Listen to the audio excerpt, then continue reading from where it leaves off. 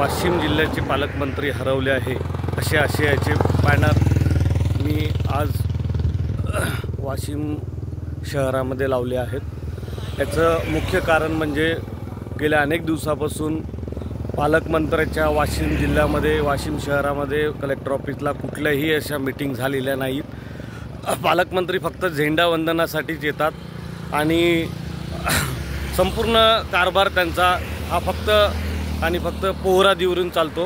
पोहरादेवीलाच meeting होतात, त्यामुळे वाशिम शहरामधील किंवा वाशिम जिल्ह्यातील अनेक समस्या आहेत ते वाशिमचे नागरिक कलेक्टर ऑफिसला येऊन तिथे समस्या मांडण्याचा प्रयत्न करतात, पण ते कुठल्याही त्या समस्याचं समाधान होत नाही आहे। अनेक वेळा मी सुद्धा पालकमंत्र्याचे पीए आहेत त्यांना सुद्धा फोन करून पालकमंत्र्याला सुद्धा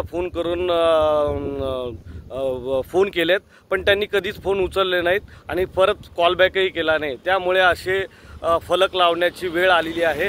आताही पालकमंत्र्यांनी वाशिम शहराच्या आणि वाशिम जिल्ह्याच्या विकासासाठी अशा अनेक समस्या आहेत, त्या समस्या सोडवण्यासाठी लवकरात लवकर वाशिम जिल्ह्यामध्ये DPDCच्या विकास कामाच्या निधी संदर्भात असो किंवा इतर काही समस्या असो त्या लवकर सोडवण्यात याव्या, एवढीच या फलकाच्या माध्यमातून मागणी होती।